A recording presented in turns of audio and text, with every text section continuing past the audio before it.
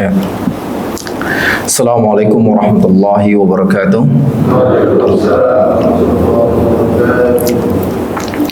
Innal hamdalillah nahmaduhu wa nasta'inu wa nastaghfiruh wa na'udzu billahi min shururi anfusina wa min sayyiati a'malina man yahdihillahu fala mudilla lahu wa man yudlil fala hadiya lahu asyhadu an la ilaha illallah wahdahu la syarika lahu wa asyhadu anna Muhammadan abduhu wa rasuluh.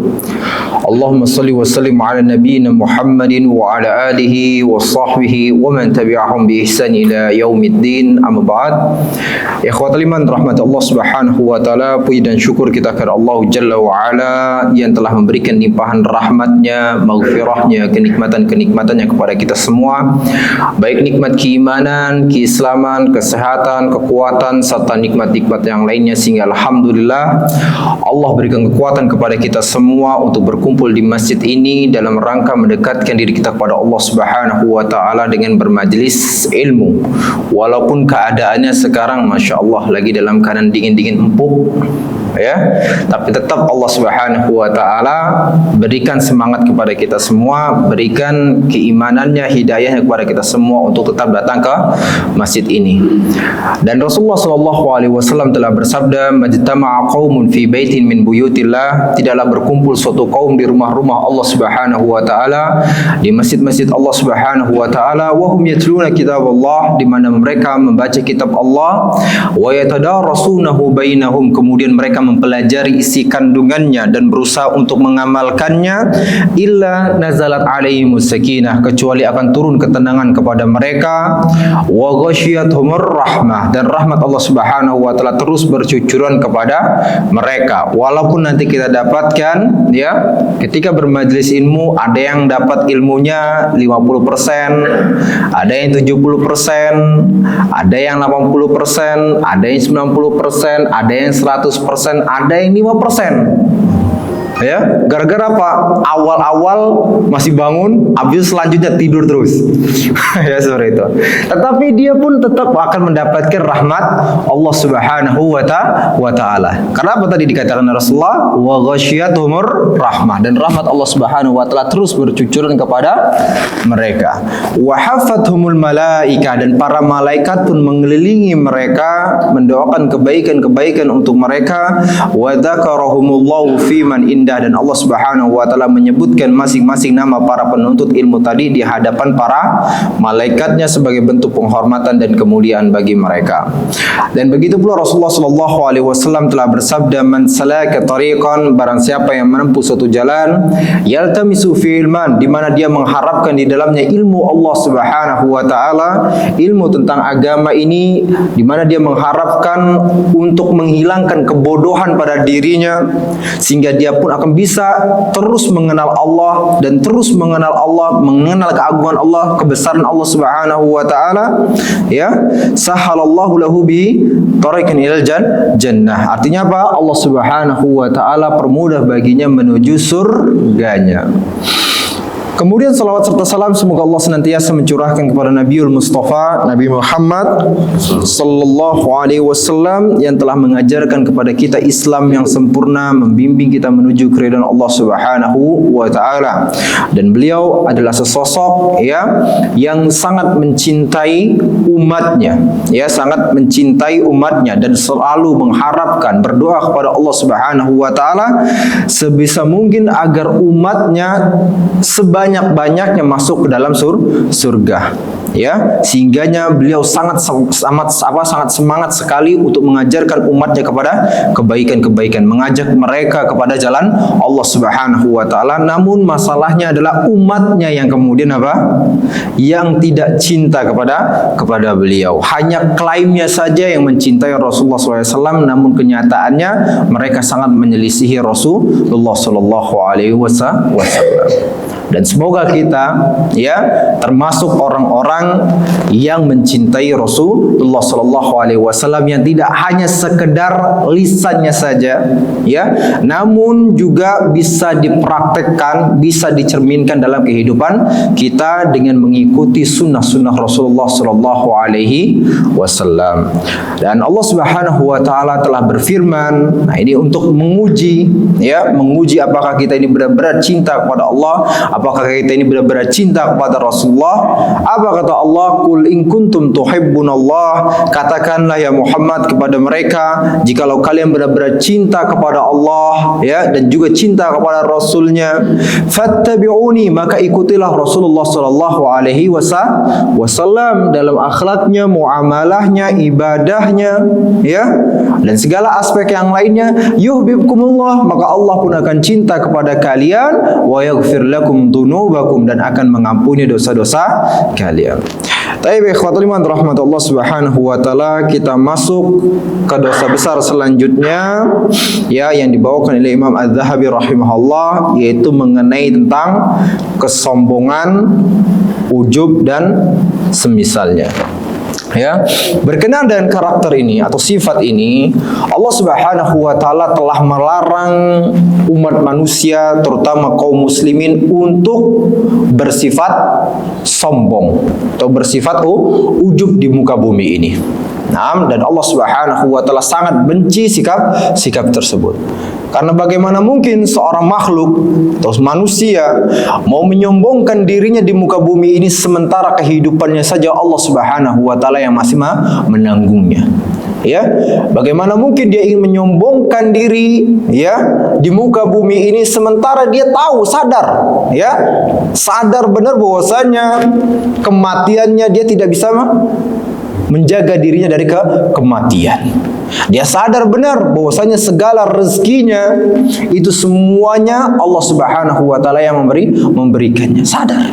Ya, hanya terkadang tadi itu, ya, dia dalam hati sanubarinya menyadari bahwasanya semua berasal dari Allah, tetapi tadi kesombongan menyelimuti dirinya hingga beranggapan, oh, semua ini berasal dari diri saya sendiri. Dan Allah Subhanahu wa taala sangat benci hal tersebut. Allah katakan dalam firman-Nya, ya, dalam surah An-Nahl ayat 23, kata Allah, innahu la yuhibbul mustakbirin. Sesungguhnya Allah Subhanahu wa taala tidak menyukai orang-orang yang sombong. Sombong dalam segala hal apapun, ya. Sombong dalam harta, ya. Sombong dalam kekuasaan. Sombong lagi dalam apa? Jabatannya, ya. Bahkan juga sombong dalam ilmu. Ya, sombong dalam ilmu. Nah, ada nggak seperti itu? Ada, banyak banget. Ya, banyak banget. Ya, ilmunya cetek, tapi beranggapan udah seolah-olah menguasai seluruh. Nah, biasanya kalau orang-orang yang sombong dan ilmu, dia sudah malas untuk menuntut ilmu, malas untuk bermajelis ilmu. Beranggapan sudah tahu semuanya, beranggapan, ya, beranggapan. Tetapi kalau bisa ditanya seperti ini, ya bodoh juga akhirnya. Ya, bodoh juga, gak ngerti. Tapi dia Masya Allah ngerendahin apa? Ngerendahin ilmu, ngerendahin orang-orang yang memiliki ilmu. Beranggapan, ini mah paham saya. Pas tanya-tanya, nggak paham juga akhirnya. Ya, ini repot kayak gini nih, repot. Nah, inilah kayaknya dikatakan oleh para ulama, ya, dan hal tersebut, perkataan tersebut dinisbatkan kepada Umar bin Khattab radhiyallahu anhu. Apa? Man dakhala fi syibril awal takabbar. Barang siapa yang masuk ke dalam tingkatan ilmu yang pertama, masih yang pertama, ya, takabbar. Dia sombong. Dia sombong. Nih, orang yang baru masuk pada tingkatan ilmu yang pertama, dia sombong. Tadi beranggapan saya sudah tahu semuanya, ya. Kemudian dia meremehkan orang, gitu. Meremehkan lagi, kemudian meremehkan juga orang-orang yang tidak memiliki ilmu atau mengajarkan ilmu kepada dirinya. Saya sudah apa-apa. Ya, akhirnya tadi kita katakan malas-malesan. Datang majelis ilmu sekali, seolah-olah sudah paham semuanya. Akhirnya nggak datang lagi, setahun kemudian datang baru lagi. Nah, ini repot, ya, sombong. Ya, di tingkatan ya ilmu yang pertama yang dilalui Rasulullah. Waman dakhala fi syibri tsani, dan barang siapa yang masuk kepada tingkatan kedua dari ilmu tersebut, tawadhu'a, dia bersikap tawadhu. Ya, bersikap tawadhu. Artinya apa? Dia terus semangat menuntut ilmu. Karena apa? Menyadari dirinya bukanlah orang yang memiliki ilmu.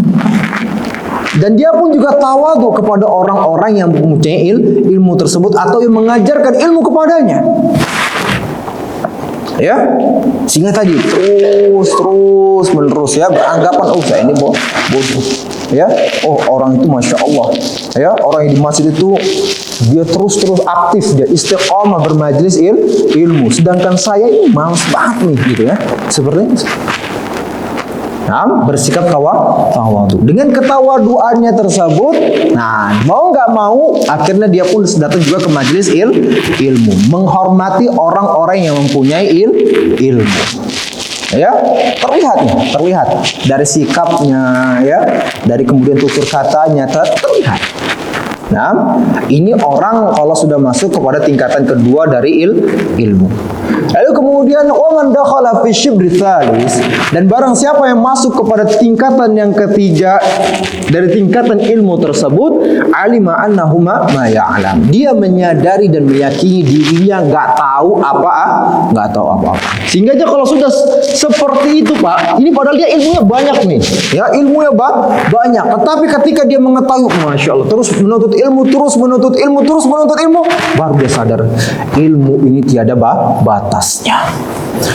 Ilmu yang telah Allah berikan kepadanya selama ini hanyalah satu kuil saja. Ya, itu bagaikan apa, Pak? Bagaikan seseorang yang mencelupkan jarinya, ya, di dalam samudra. Dia celup ini samudra, Pak. Samudra yang besar, samudra yang besaran laut itu samudra, Pak. Ya, laut mungkin gabungan Pak, samudra di pinggirnya ya. Seorang celupkan tangan jarinya nih, jari telunjuknya dia celupkan di samudra tersebut, dia angkat lagi. Hah? Masih tersisa nggak, Pak, air, Pak, di jarinya? Masih tersisa nggak di jarinya? Masih. Dan itulah ilmu yang dimiliki, yang tersisa di jari tersebut. Artinya apa? Ilmu Allah Subhanahu wa taala masih besar sekali, luas sekali. Dan dia baru menculumi tadi.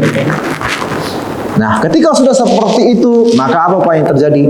Dia akan memanfaatkan seluruh hidupnya, seluruh waktunya untuk benar-benar bermajlis ilmu. Dan inilah yang terjadi oleh para ulama seperti Imam Nawawi, Imam Syafi'i, Imam Malik, Imam Abu Hanifah, ya, kemudian Imam Ahmad bin Hanbal serta imam-imam yang lainnya.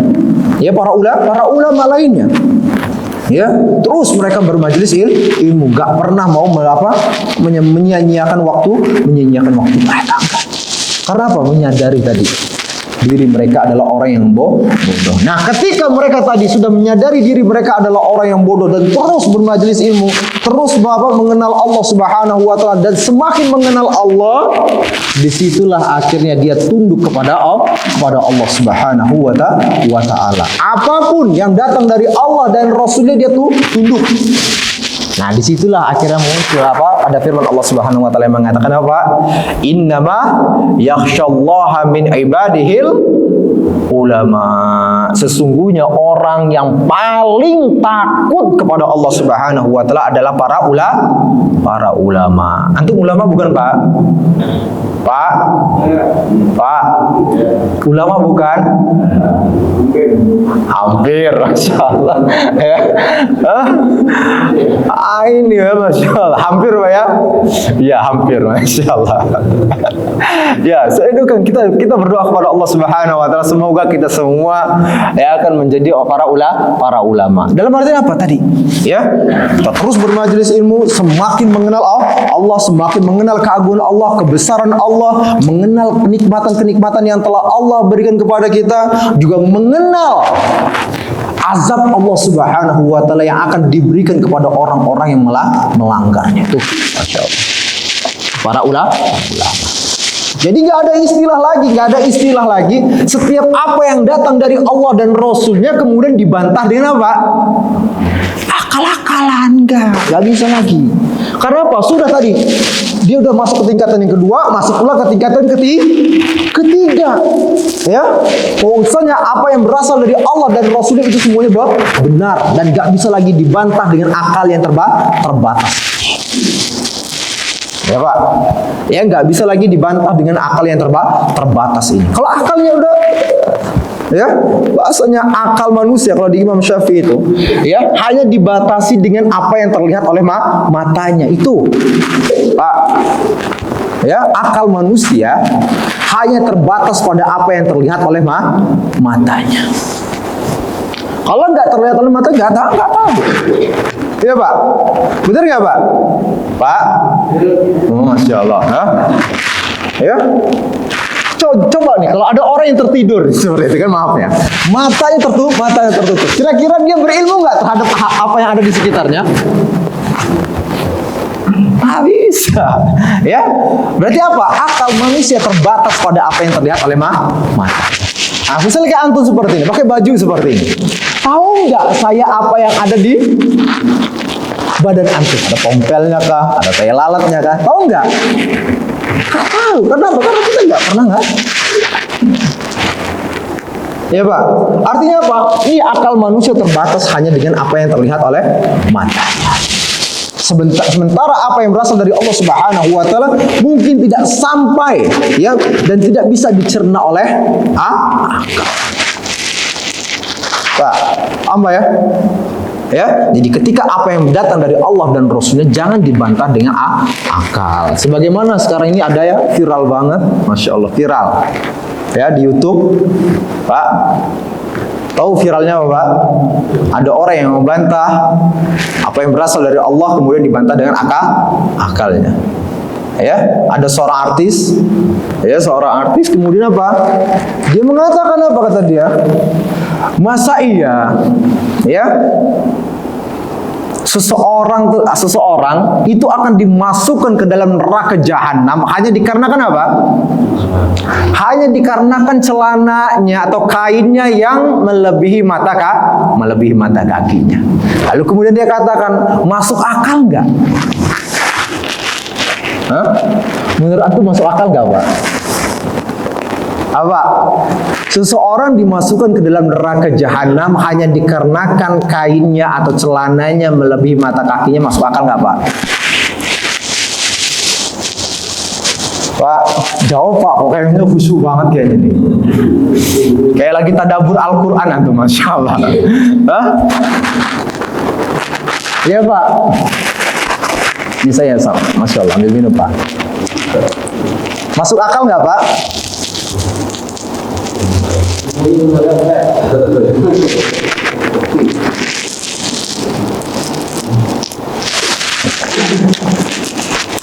Yang saya tanya adalah masuk akal tidak? Seseorang dimasukkan ke dalam neraka jahanam hanya dikarenakan kainnya atau celananya melebihi mata kakinya. Masuk akal tidak?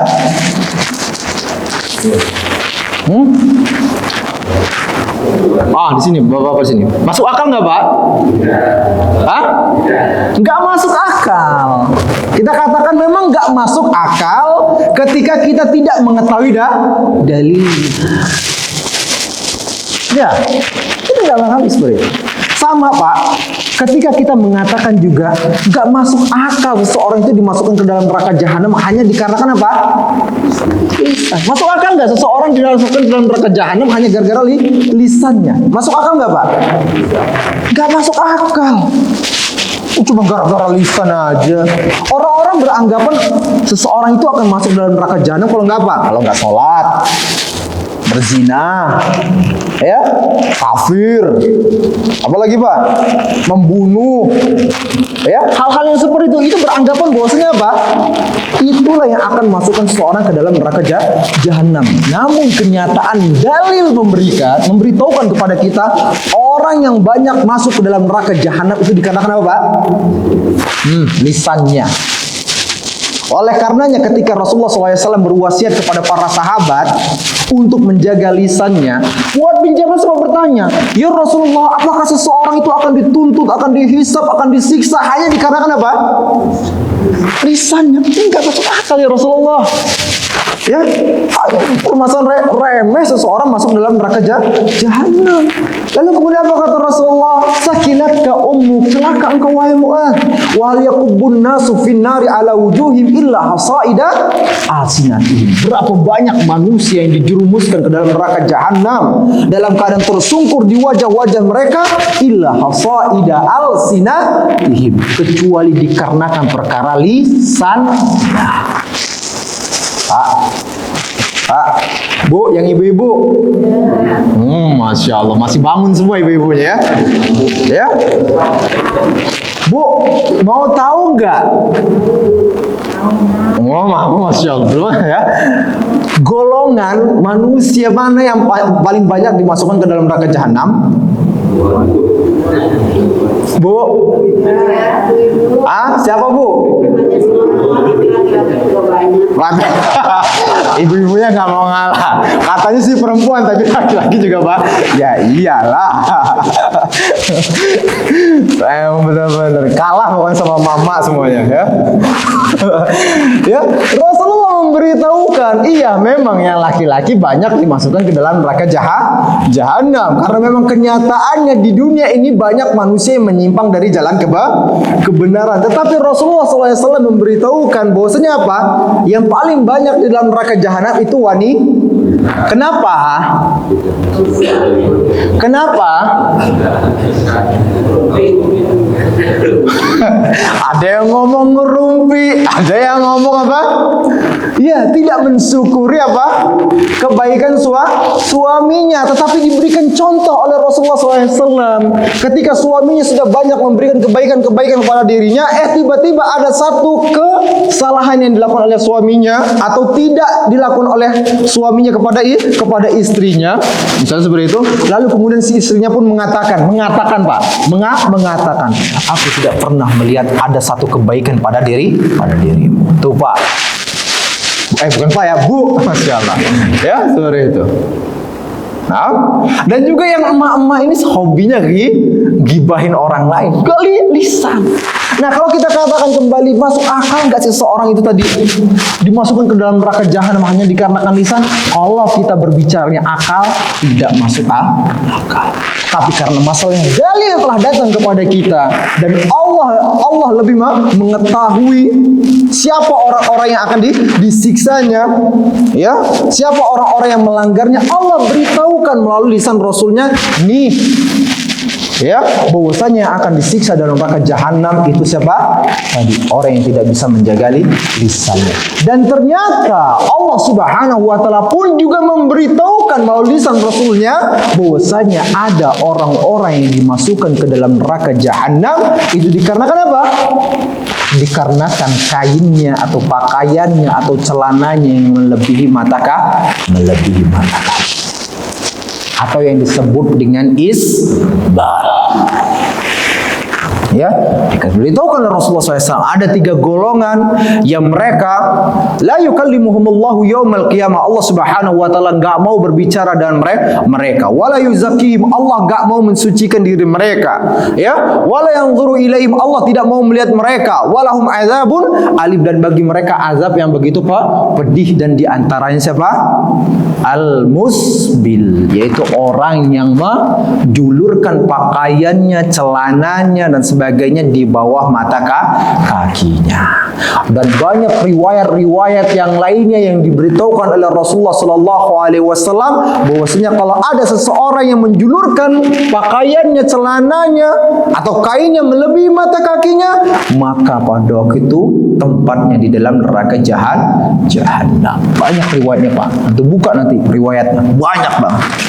Ya, dengan berbagai redaksinya. Nah, kalau sudah seperti itu datang dalilnya dari Allah dan Rasulnya, apakah mau dibantah dengan akal manusia? Nah, ketika seseorang akhirnya membantahnya dengan akal manusia, sementara Allah sudah mendatangkan dalil tersebut dari lisan Rasulnya, itulah yang disebut dengan orang yang sombong. Sementara orang yang tawadhu, ya, ketika tadi datang ilmu dari Allah dan Rasulnya, maka pada waktu dia katakan sami'na wa ta'. Kami mendengar dan kami pun mengikut. Jangan seperti orang-orang kafir. Sami'na wa asaina. Kami dengar, tapi maaf ya, kami langgar. Ya, karena apa? Karena nggak sesuai dengan logika. Jangan seperti itu, Pak. Ya, jangan seperti itu. Ya, jangan seperti orang-orang kafir. Ya, ketika datang suatu dalil kepada mereka katakan apa? Sami'na wa asaina. Ya, kami dengar, tapi masalahnya kami langgar, kami nggak mau melaksanakan. Orang-orang yang beriman, orang-orang yang berilmu sebenarnya, orang-orang yang tawadhu, dia katakan setiap dalil-dalil apa yang ada datang kepadanya, ya, walaupun belum sampai masuk ke dalam akalnya, tapi dia tahu, ya, pasti ini adalah sebuah kebenaran. Lalu dia katakan waktu itu, sami'na wa ta'. Kami dengar dan kami tak. Saya sering sekali kalau memberitahukan ya Pak ya. Bukan berarti ketika ada suatu dalil yang pada waktu itu belum bisa dicerna oleh akal manusia, lalu kita katakan dalil tersebut apa Pak? Baik, Masya Allah. Ya, ini beneran. Saya kerasin lagi Pak. Ya. Lalu kita katakan, ya, ini nggak benar nih dalilnya. Gak bisa Pak. Ya, ketika ada suatu dalil kepada kita, lalu kemudian dalil tersebut tidak masuk dengan akal logika kita, maka kemudian kita bantah, lalu kita katakan, ini nggak masuk akal nih, nggak logis nih, nggak bisa. Ya, kalau cara kita seperti itu, ya, cara berpikir kita seperti itu, maka kita nggak ada bedanya sama orang-orang kafir, Pak. Gak ada bedanya sama kayak orang-orang kafir. Kenapa Pak? Tahu dalam permasalahan Isra dan Mi'raj dulu Pak? Pak, pernah dengar kisah Isra dan Mi'raj? Oh pernah. Apa? Apa Isra dan Mi'raj? Apa itu Isra? Apa itu Mi'raj? Nah repot langsung. Waduh apa ya? Apa itu Isra Pak? Apa itu Mi'raj deh? Ya bentar, oke. Mi'raj apa Pak? Saya pengen dengar dulu suaranya nih. Tadi ketika ngomong, ya, Masya Allah tahu semua kayaknya. Apa itu Mi'raj Pak? Hah? Apa? Mi'raj? Apa itu Isra? Ya. Dari Masjidil Aqsa ke Masjidil Aqsa. Ya, dari Masjidil Haram ke Masjidil Aqsa. Ya, itu Isra, perjalanan dari Masjidil Haram menuju Masjidil Aqsa. Mi'raj itu dari Masjidil Aqsa menuju Sidratul Muntaha. Ya, menuju Sidratul Muntaha dan terus akhirnya ini. Saya kayak gini agak repot ini.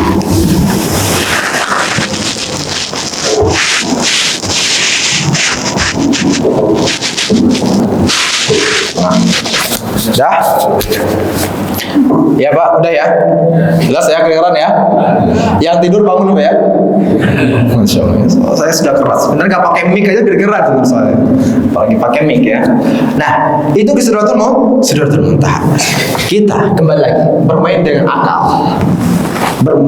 akal. Masuk akal nggak Pak? Masuk akal nggak dilakukan perjalanan tersebut dalam satu malam? Berangkat malam sebelum subuh sudah kembali lagi. Masuk akal nggak? Hah? Tidak. Ini kalau kita seperti itu, ya, kalau kita katakan bermain dan akal-akalan kita, pada kita katakan nggak berlogika. Tapi saya bertanya kepada antum percaya nggak? Pak, saya tanya antum percaya nggak dengan Isra dan Mi'raj itu? Masya Allah. Sekali lagi Pak, saya tanya, antum percaya nggak dengan Isra dan Mi'raj? Padahal di luar nalar antum. Saya tanya lagi ketiga Pak, percaya nggak antum dengan Isra dan Mi'raj? Saya. 90% atau 100% Pak percayanya Pak? Masya Allah. Serius ada 1000%. Yang di sini sudah diwahyai 1000%. Yang di sini Pak 1200. Antum kayak mau lelang itu. Ya. Nah, kita katakan pada kita, Masya Allah, kita percaya dalam permasalahan Isra dan Mi'raj tersebut, walaupun nggak sesuai dengan apa nalar dan akal kita. Nah, pertanyaannya, kenapa kita nggak percaya ketika Allah menyampaikan lewat lisan Rasulnya memberitahukan bahwasanya ada orang yang akan dimasukkan ke dalam neraka jahanam, dikatakan apa? Kainnya yang menjulur ke bawah mata atau isbal, kan aneh. Ya, sementara peristiwa Isra dan Mi'raj dia katakan percaya, ini lebih dahsyat Pak, ini benar.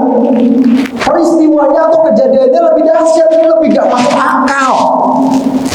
Tapi kita percaya karena apa? Rasulullah yang menyampaikan. Nah, ini juga Rasulullah menyampaikan kepada kita bahwasanya orang-orang yang isbal, orang-orang yang menjulurkan pakaian di bawah mata kakinya, ini akan dimasukkan ke dalam neraka jahanam. Kok ketika seperti ini lalu kita bantah dengan akal kita? Bukan kita katakan sami'na wa ata'na.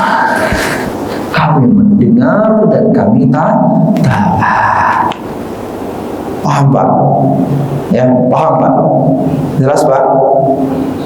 Makanya ketika ada orang-orang yang mengatakan bahwasanya itu kan yang kalau misalnya yang celananya isbal itu dia masuk ke dalam neraka jahanam, kalau seandainya isbalnya dengan diikuti kesombongan, maka langsung dijawab oleh Imam An-Nawawi rahimahullah. Tahu Pak Imam Nawawi? Sering dengarnya kan? Antum membahas kitab Riyadhus Shalihin? Ada di sini kitab Riyadhus Shalihin pembahasannya? Belum. Harusnya biasanya di masing-masing itu pasti ada dulu Riyadhus Shalihinnya. Ya. Bahas kitab Riyadhus Shalihin, ya, atau kitab Fathul Bari, ya, penjelasan dari Sahih Bukhari dari Imam apa? Karya Imam Ibnu Hajar Al-Asqalani, Imam An-Nawawi rahimahullah, dan juga Imam Ibnu Hajar Al-Asqalani rahimahullah mengatakan apa? Cukuplah seseorang itu dikatakan sombong ketika dia keluar, ya, di hadapan kaum muslimin, lalu kemudian dia memperlihatkan dirinya yang pada waktu isbal. Cukup dia dikatakan sombong. Karena apa? Karena dia telah menentang dalil yang datang dari Rasulullah. Jelas ya? Jelas? Jelas Pak? Masih pengen menjulurkan pakaiannya Pak? Bukan, kalau pakaian kabur ya, celananya. Nanti ada dibalas lagi. Oh maaf, pakaian saya cuma segini katanya seperti itu. Ya, celana. Ya, celana. Maka tadi kita katakan sebagai seorang mukmin, sebagai seorang yang berilmu, yang benar-benar tunduk kepada Allah, datang dalil sami'na wa ata'na. Kami dengar dan kami taati. Jangan seperti orang-orang kafir, mereka katakan sami'na wa ata'na. Kami mendengar tetapi maaf, kami gak mau mengikutinya atau kami lakukan. Nampak? Nah itu. Ya, jadi jangan sombong dalam permasalahan ilmu. Begitu pula jangan sombong pula dalam permasalahan ibadah tuh Pak.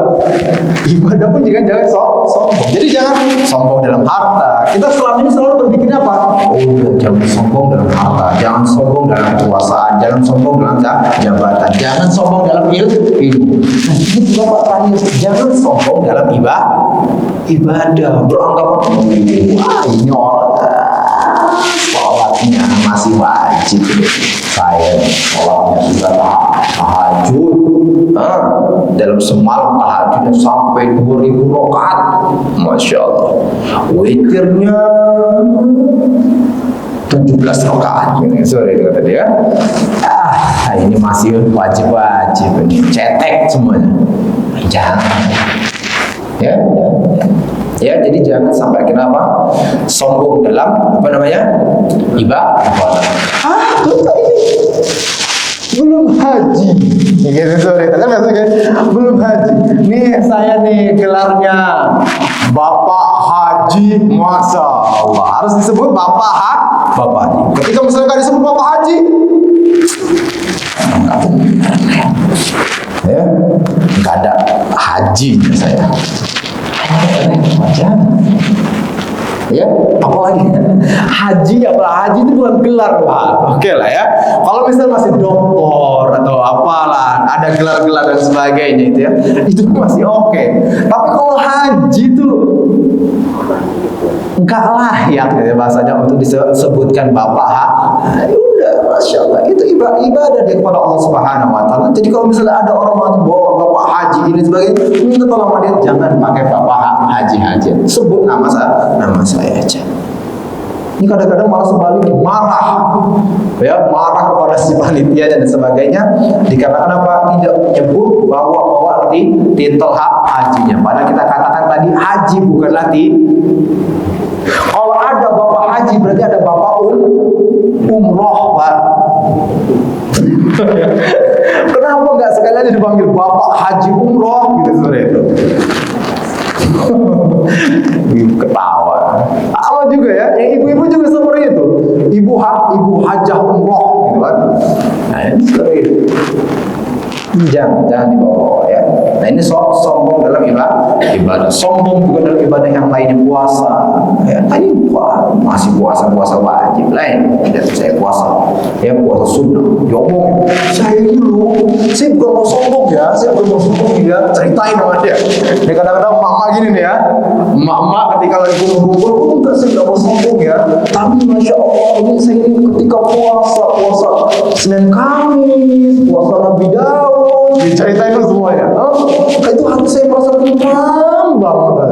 Padahal kita mau nyombongin dirinya dengan ibadah.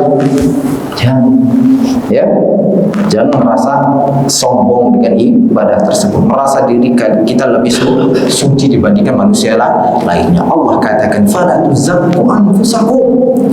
Ya, jangan menganggap diri kalian itu orang yang paling suci.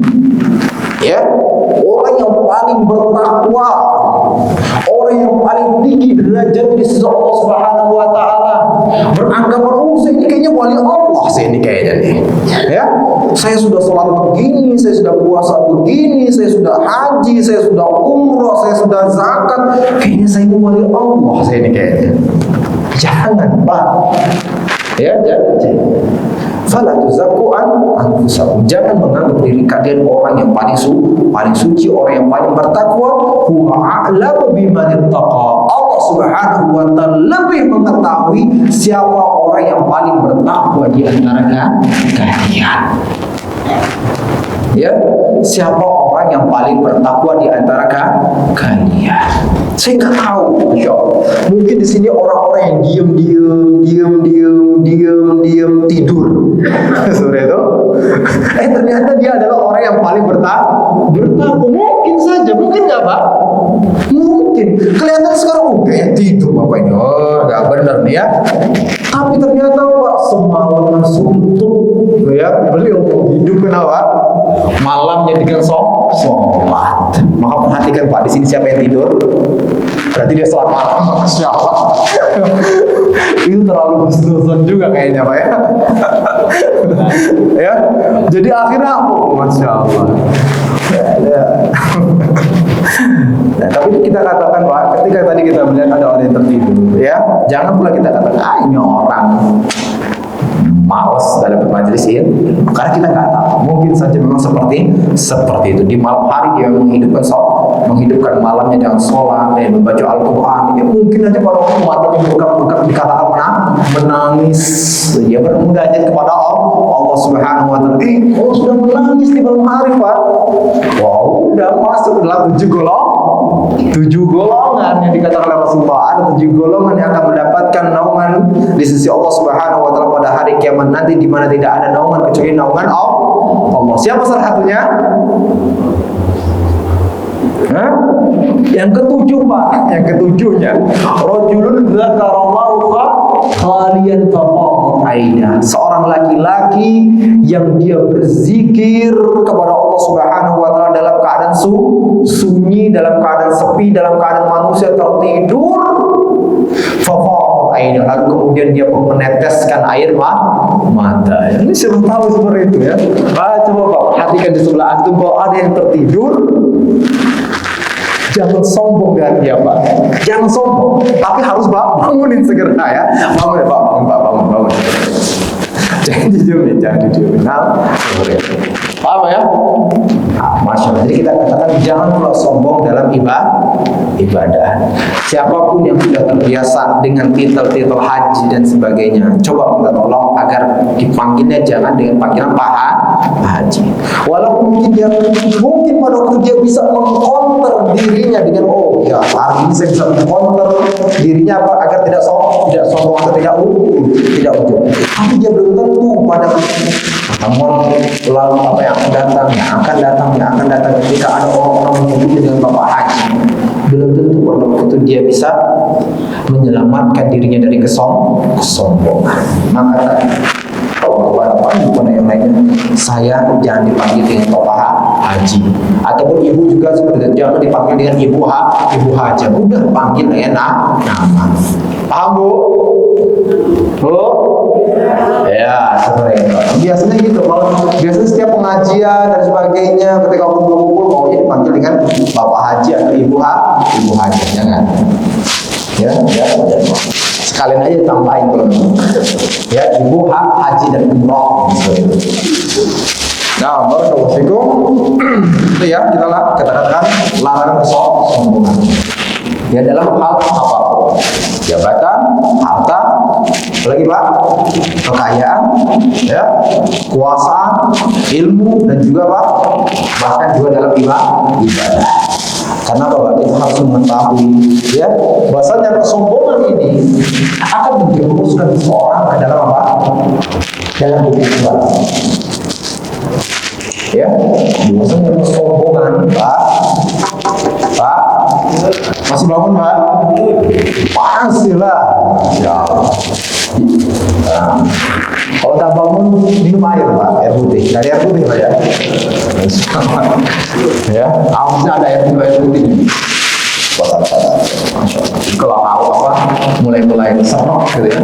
Harusnya saya yang serok ya. Matanya yang serok misalnya itu. Mata serok minum. Ya. Tadi kita katakan sombong akan menjerumuskan seseorang kepada kekufuran. Allah Subhanahu wa taala telah berfirman apa? Apa kata Allah? Dalam surat Al-Baqarah ayat 34, "Wa idh qulna lil malaikati isjudu li Adam fasajadu illa iblis." Dan ingat ketika kami berkata kepada para malaikat untuk bersujud kepada Adam, sujud penghormatan dan bukan sujud ibadah.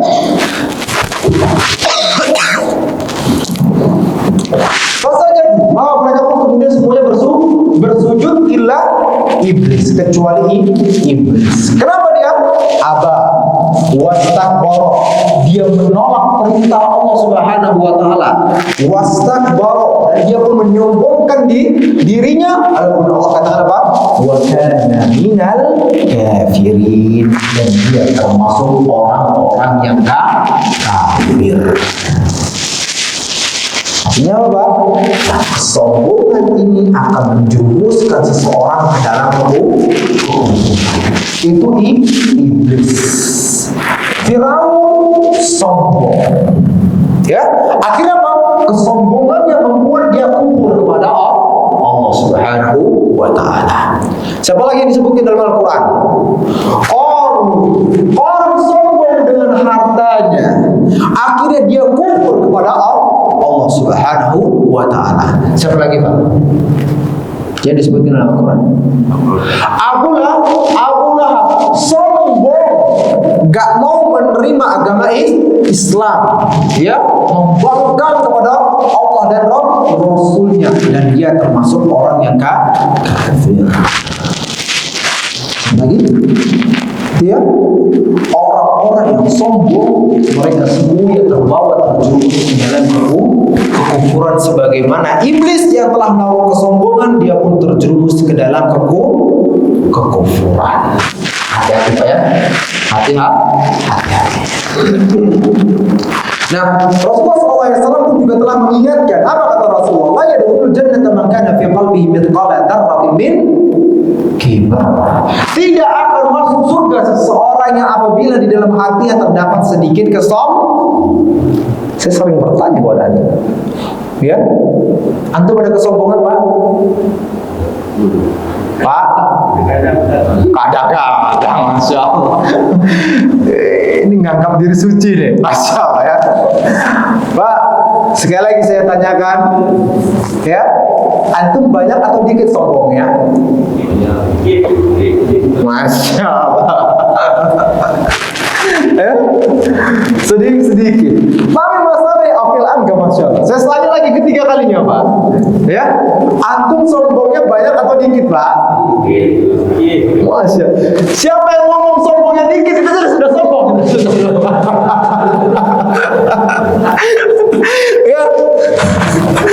Ya, Masya Allah. Ada orang yang mengatakan dirinya sombongnya sedikit aja itu udah sombong. Masya Allah. Ya, kalau dikatakan ya, barang siapa yang menetapkan dirinya adalah orang yang tawadhu, ya, barang siapa yang menetapkan dirinya adalah orang yang tawadhu, maka dia adalah orang yang apa? Orang yang sombong sebenarnya. Masya Allah. Jadi saya tanyakan lagi, Pak Mantu, antum sombongnya banyak atau dikit, Pak? Masya Allah. Udah sekarang baru ngomongnya, Pak ya. Ya, kalau akhirnya antum mengatakan sombongnya banyak, nah Rasulullah mengatakan la yadkhulul jannata man kana fi qalbihi mithqala dzarratin min kibar. Tidak akan masuk surga seseorang yang apabila dalam hati terdapat sedikit kesombongan. Antum, Pak? Kalau yang sedikit saja tidak masuk dalam surga, gimana yang Gimana yang banyak? Repot nih. Tadi ngomong sedang sedikit sombongnya, malah diomongin sombong. Ya, diomongin banyak sombongnya, mana neraka jahanam. Ya, sorry. Nah, ini kata Rasul, tidak akan masuk surga seseorang yang apabila dalam hatinya terdapat sedikit kesombongan. Nah, kemudian salah seorang sahabat mengatakan, ya Rasulullah, ya, seseorang yuhibbu an yakuna thawbuhu hasanan wa na'luhu hasanah. Seseorang tuh pengen apabila punya baju yang bagus, sendal yang bagus, pakaian yang bagus, kendaraan yang bagus, gitu ya. Apakah ini termasuk sombongan ya Rasulullah? Sombong nggak, Pak?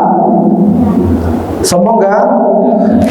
Rasulullah katakan, innallaha jamil yuhibbul jamal. Allah itu indah dan menyukai yang indah. Sedangkan yang sombong itu adalah apa? Al-kibru batarul haq wa ghamtun nas. Sombong itu adalah menolak kebenaran dan meremehkan manusia. Pak, ya, dari hadis ini kita dapatkan bahwasanya kesombongan itu ada dua macam. Ya, dan sabda Rasulullah ini kita dapatkan sombong itu ada dua macam. Kesombongan yang pertama adalah kesombongan yang menjerumuskan pelakunya ke dalam kekufuran. Yaitu apa? Batarul haq. Yaitu dia menolak kebenaran yang datang dari Allah dan Rasulnya. Ya, datang Islam kepada Abu Lahab, ditolak oleh Abu Lahab. Dia orang sombong, maka dia pun terjerumus ke dalam kekufuran. Datang Nabi Musa, ya, dengan perintah Allah Subhanahu wa taala kepada Fir'aun. Lalu kemudian Fir'aun menantangnya. Dia termasuk orang yang sombong, terjerumus ke dalam kekufuran. Dan juga yang lainnya. Datang Al-Quranul Karim menjelaskan begini sebagainya, kata dia. Nah, itu Al-Quran itu udah kuno, nggak modern, ya. Udah tinggalkan Al-Quran, nggak terjerumus ke dalam jelas, Pak? Jelas? Tiba-tiba dia mengatakan, sholat itu gak wajib. Sholat gak wajib. Ya, sholat itu gak wajib. Sholat 5 waktu gak wajib. Menolak apa? Perintah Allah yang telah mewajibkan, terjerumus ke dalam apa? Kekufuran. Beda kalau misalnya malas ya. Beda kalau malas. Ini dia mengatakan keyakinan dalam pemikiran para ulama, sholat itu gak wajib. Sholat 5 waktu gak wajib. Makanya terjerumus ke dalam atau dia katakan LGBT itu gak ada masalah. Ini lagi pikiran-pikiran sekarang ya. Ya, LGBT itu gak masalah, itu kan hak asasi manusia dan sebagainya. Akhirnya apa? Berusaha dia menghalalkan LGBT, membolehkan, maka dia terjerumus ke dalam kekufuran. Kenapa? Sudah sepakat para ulama LGBT itu haram. Atau tiba-tiba ada suara sekarang mengatakan, enggak, minuman khamar itu gak ada masalah, ya, asalkan gak mabuk. Terjerumus ke dalam kekufuran. Karena apa? Sedikit banyaknya para ulama sudah bersepakat bahwasanya apa? Khamar itu apa? Apa? Nah, ketika tadi dia menentang segala sesuatu yang berasal dari Allah dan Rasulnya pada kita, ya, maka pada itu yang sudah disepakati oleh para ulama, maka akhirnya apa? Dia terjerumus ke dalam kekufuran. Biasa. Ya, hal ini berdasarkan firman Allah Subhanahu wa taala. Apa kata Allah dalam surat Muhammad ayat 9? Dzalika bi annahum karihu ma anzalallah fa ahbata a'malahum. Semua itu, ya, mereka dimasukkan ke dalam neraka jahanam itu dikarenakan apa? Bi annahum karihu ma anzalallah, karena mereka membenci apa yang telah Allah turunkan kepada mereka dari agama ini, dari syariat di dalam agama ini. Fa ahbata a'malahum, maka Allah Subhanahu wa taala pun menghapuskan amalan-amalan mereka. Jelas, Pak? Jelas sampai sini, Pak? Nah, itu sombong yang pertama. Sombong yang kedua, Pak? Ya, kesombongan yang menjerumuskan pelakunya ke dalam dosa besar dan akan menjadi sarana yang akan membawanya kepada kekufuran. Jadi kalau yang pertama itu apa? Pak, Masya Allah, kita bermeditasi nih kayaknya. Nah, ini Masya Allah, ruhnya ke Sidratul Muntaha, Pak ya. Ya, apa Pak? Kalau sombong yang pertama, Pak, ya, menolak kebenaran itu menjerumuskan ke dalam kekufuran. Yang kedua, kesombongan yang membawa pelakunya ke dalam dosa besar dan akan menjadi sarana yang akan membawanya kepada kekufuran. Gimana? Ketika dia meremehkan dan merendahkan manusia lainnya, yaitu ghamtun nas tadi, meremehkan orang lain. Ya, dan hal ini Allah Subhanahu wa taala katakan ya dalam surat Luqman ayat 18, apa kata Allah? Wala tusair khaddaka linnas. Janganlah engkau palingkan wajahmu dari manusia dikarenakan apa? Sombong. Wala tamshi fil ardi marha. Dan janganlah engkau berjalan di muka bumi ini dengan penuh keangkuhan. Ya, innallaha la yuhibbu kulla mukhtalin fakhur. Sesungguhnya Allah Subhanahu wa taala tidak menyukai orang-orang yang sombong dan angkuh. Jelas Pak ya? Ini dua sombong. Nah, tadi antum sombongnya banyak atau dikit, Pak? Saya kembalikan lagi. Sombongnya antum banyak atau dikit? Banyak. Sombong mana yang antum lakukan? Kalau gitu sombong mana yang antum lakukan? Sombong yang pertama atau sombong yang kedua? Masya Allah, wah repot semuanya, Pak ya.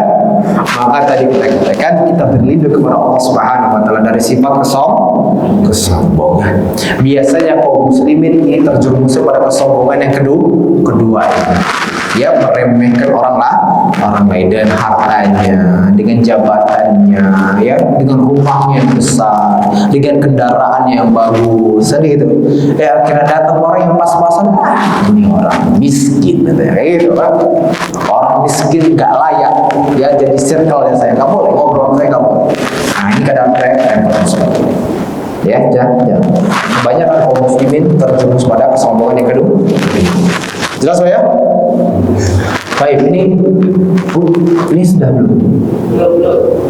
Wah, ini Masya Allah ini. Nanti saya terusin sampai jam 9, repot nanti.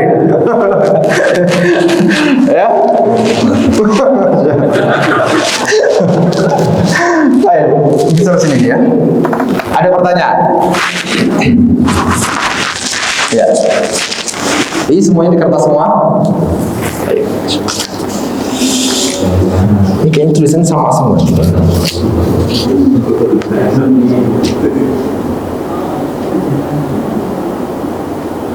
Iya, nah, Masya Allah. Assalamualaikum warahmatullahi wabarakatuh. Mau tanya, yang dimaksud dosa tadi menjulurkan pakaiannya, apakah dalam sholat atau dalam berpakaian sehari-hari, Pak? Ya, orang ya menjulurkan pakaiannya ketika sholat sudah jelas keharamannya. Pak, orang yang menjulurkan pakaiannya di dalam sholat sudah jelas keharamannya, dilarang oleh para ulama.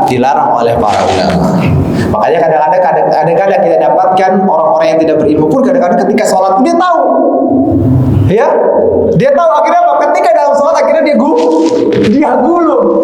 Nah ini repot nih disuruh itu. Karena ya.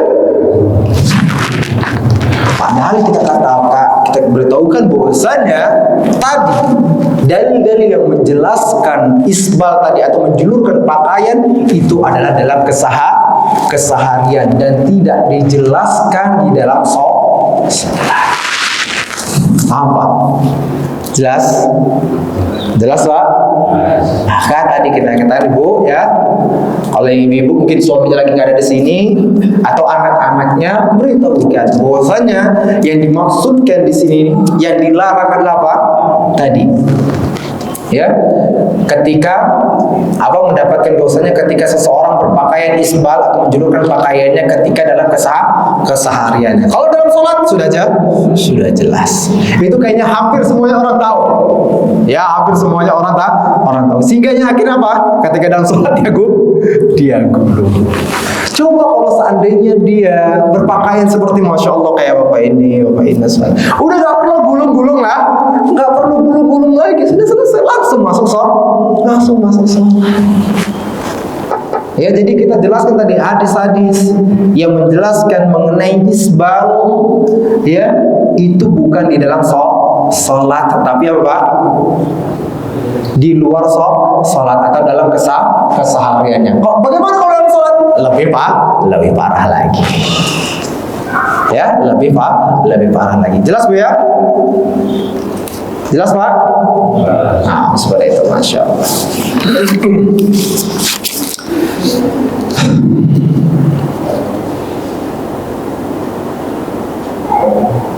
Ya, Assalamualaikum. Berucap hanya sampai di hati, seperti saya juga telah ke tanah suci mengerjakan ini dan itu. Apa termasuk sombong? Masya Allah ya. Ketika di depannya ada orang ibu-ibu yang sombong, malah ibu-ibu yang pertama ibunya sombong. Saya di hati di tanah suci gini waktu haji dan sebagainya. Orang yang kedua, ibu yang kedua langsung ngomong, ibu akhirnya dia ngomong, saya juga gitu ya, cuma di hati aja ya. Gimana ini sombong gak Pak? Yang pertama sombong, yang kedua ujub. Ya ujub berapa mana Pak?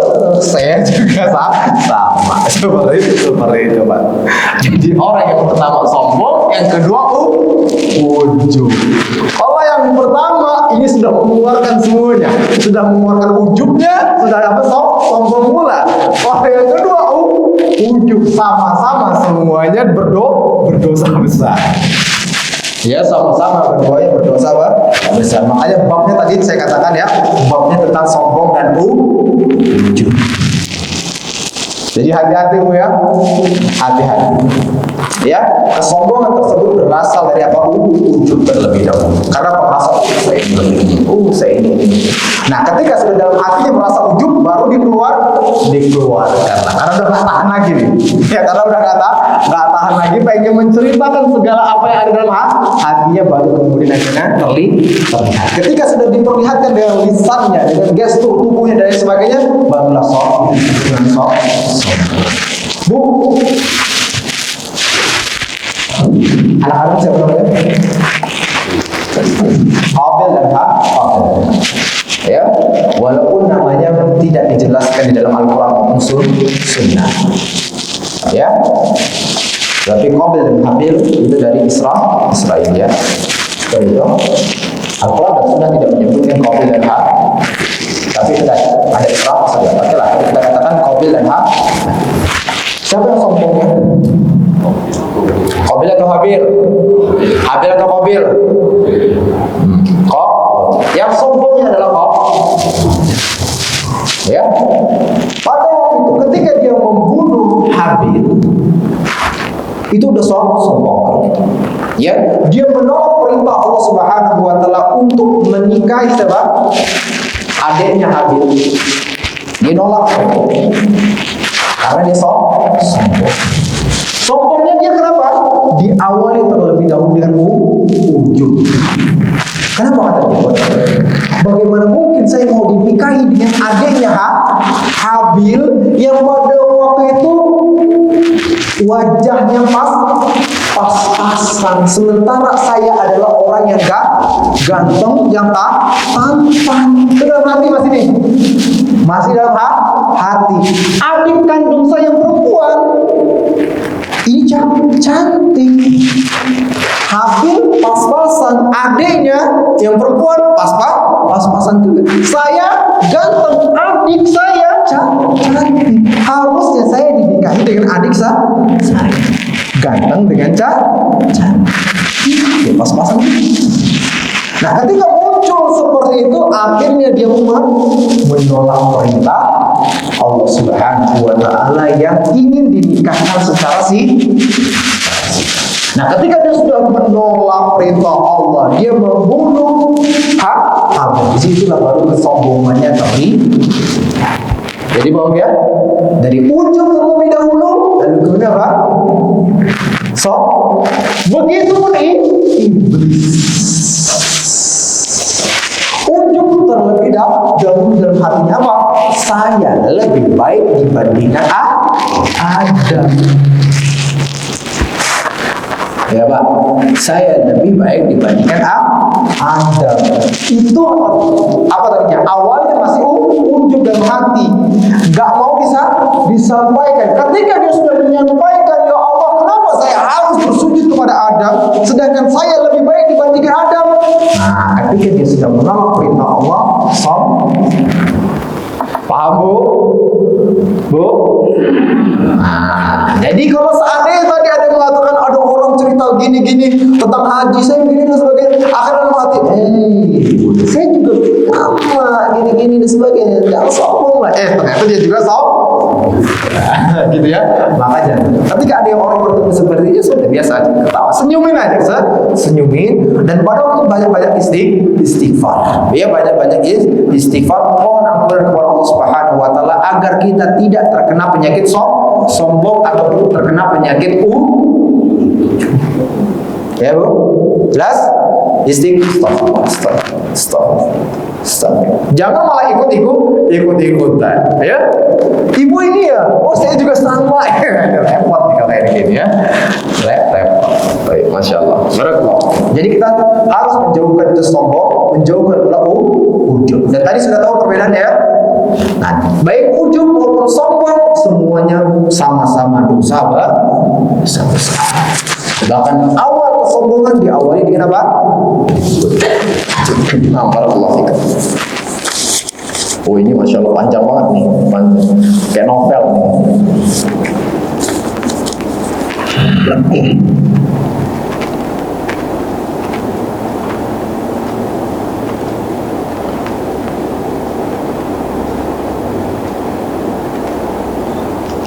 Saya belum tahu nih maksudnya gimana nih ya.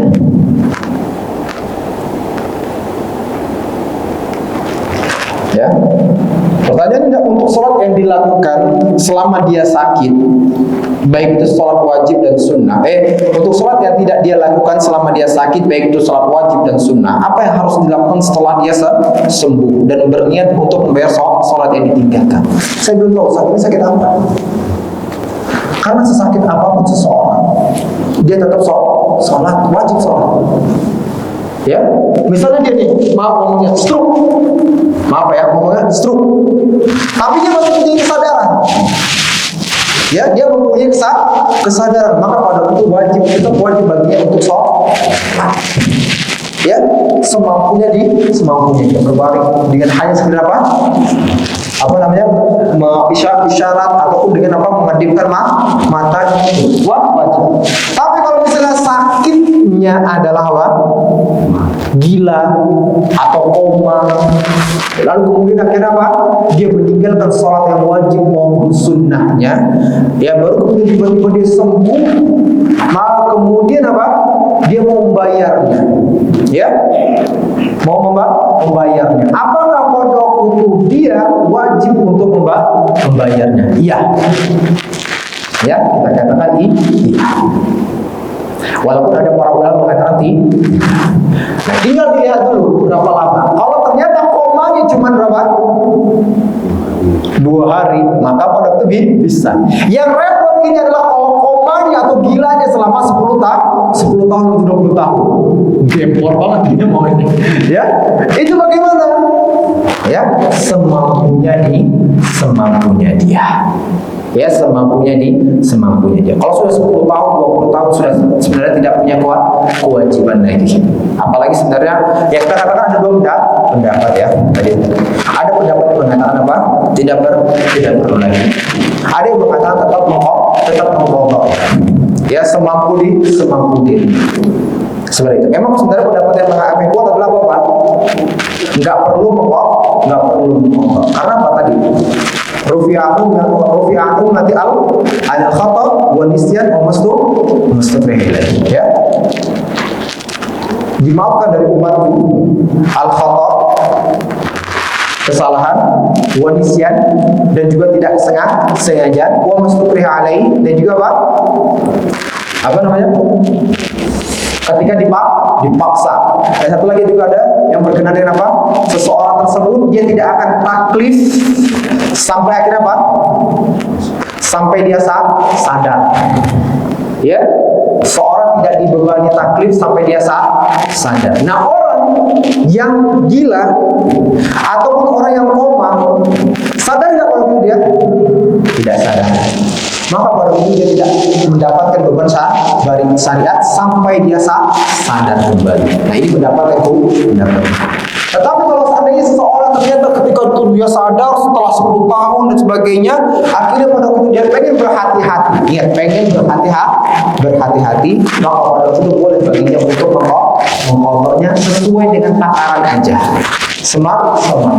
Itu bagi orang yang berpendapat untuk mengqadhanya. Tapi kalau misalnya tadi bagi orang yang sakit, koma atau gila dan sebagainya sudah berpuluh-puluh tahun, sadar dia, sebenarnya pendapat yang bilang nggak perlu dia harus mengqadhanya. Jelas ya? Kecuali tadi bagi orang yang mengambil pendapat yang kedua dan dia pun ingin berhati-hati, dia boleh mengqadhanya dengan takarannya sesuai dengan kemampuannya. Apalagi sudah bertahun-tahun misalnya.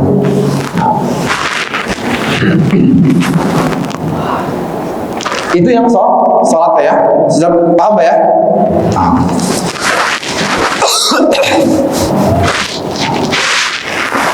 Ya, bagaimana pula dengan puasa yang ditinggalkannya, puasa Ramadan? Sama kayak tadi. Bagaimana cara membayarnya? Ini repot juga kan? Seperti itu. Kalau akhirnya orang harus mengqadha puasanya udah berpuluh-puluh, udah 10 tahun, Masya Allah. Untuk dia puasa selama sebulan aja udah gempor dia. Lalu kemudian tambah lagi dia harus berpuasa mengganti berapa tadi puluhan tahun yang telah dia tinggalkan, ini juga akan memberatkan bagi dirinya. Seperti itu ya. Jadi kalau akhirnya memang kayak masalahnya kayak gila ataupun kemudian apa tadi koma, hilang ingatan dan lain sebagainya, dia pada waktu itu tidak dibebani syariat sampai akhirnya apa? Sampai dia tersadar. Nah, seperti itu. Tapi kalau misalnya dia mau berjaga-jaga, ya fadhil, silahkan. Gitu ya. Ini puasa.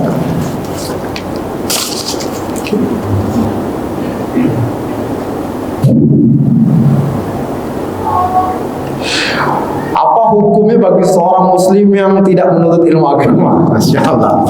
Pak, kita katakan tadi Rasulullah memberitahukan menuntut ilmu ini memudahkan kita menuju surga Allah. Inilah dikatakan ya, man salaka tariqan, barang siapa yang menempuh suatu jalan yaltamisu fi ilman, di mana dia mengharapkan di dalamnya ilmu Allah Subhanahu wa taala, sahalallahu lahu bihi tariqan ilal jannah, maka Allah permudah baginya jalan menuju surganya. Pak, ingat masih di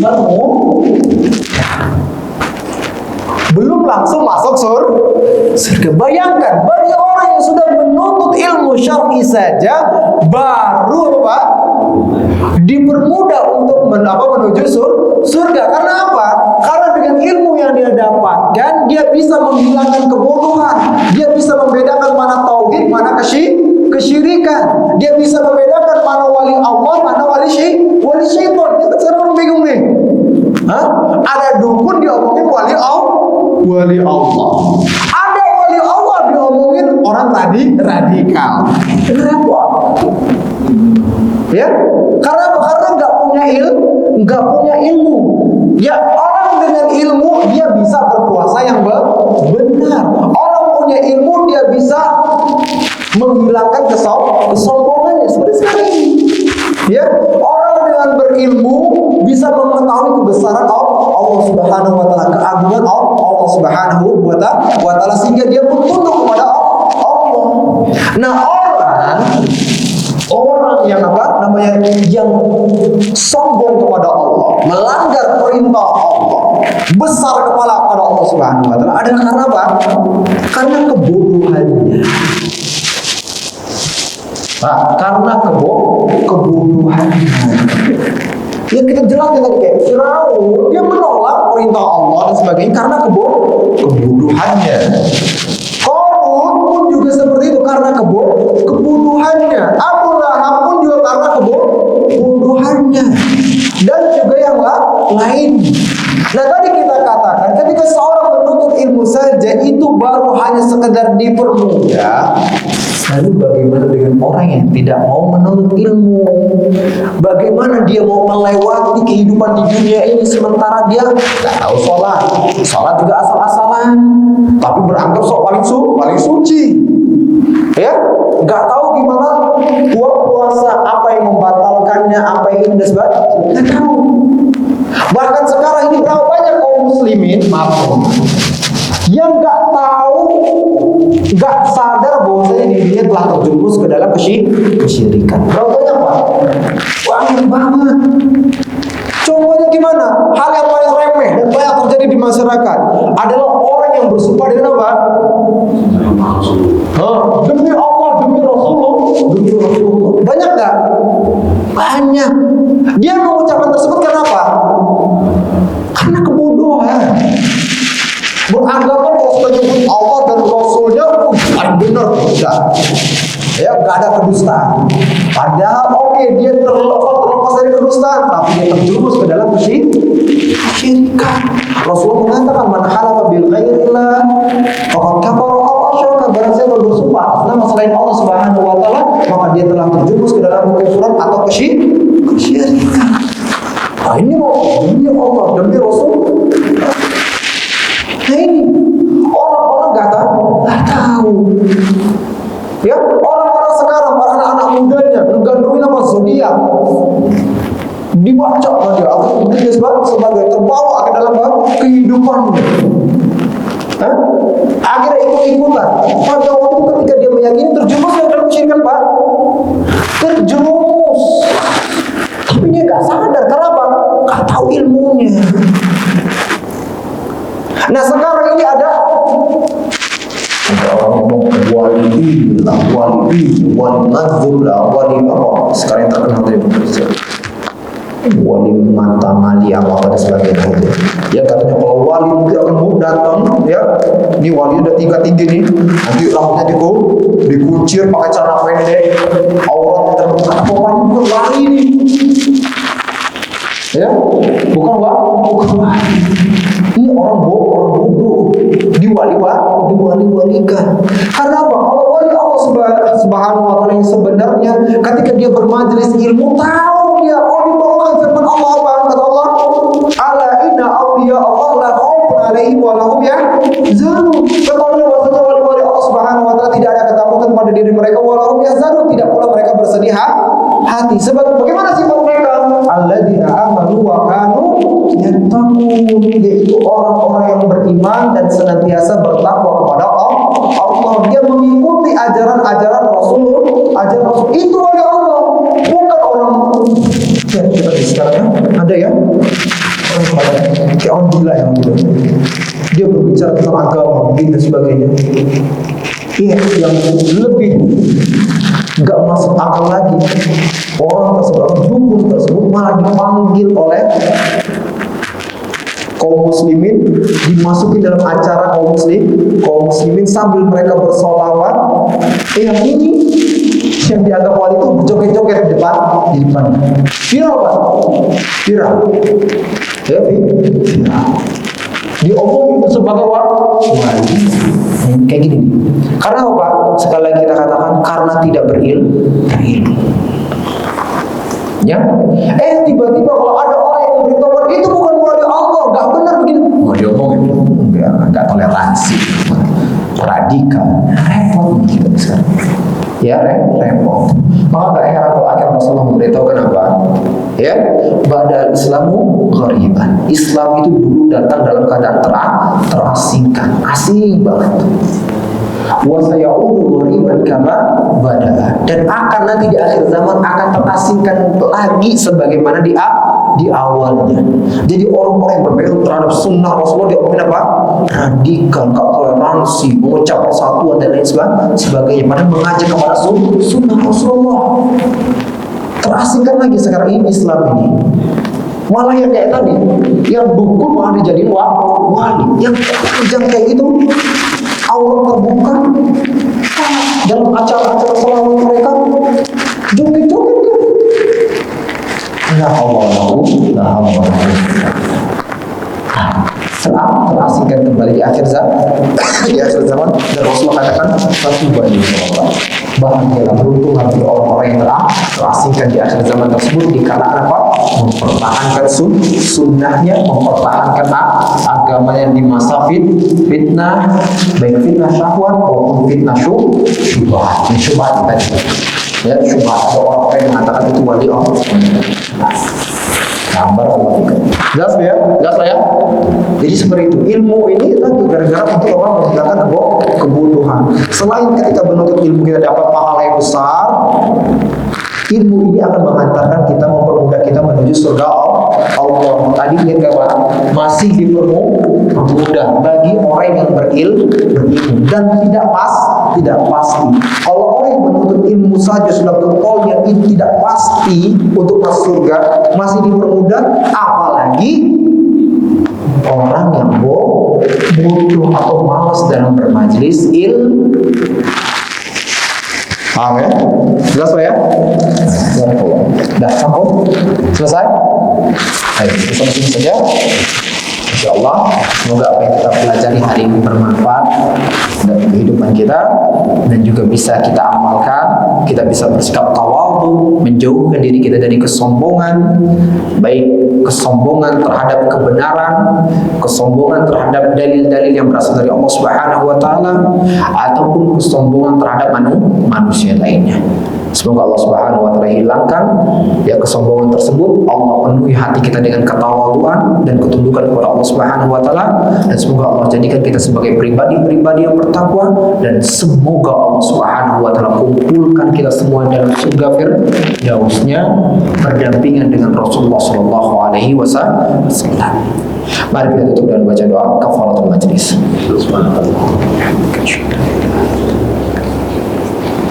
Assalamualaikum warahmatullahi wabarakatuh.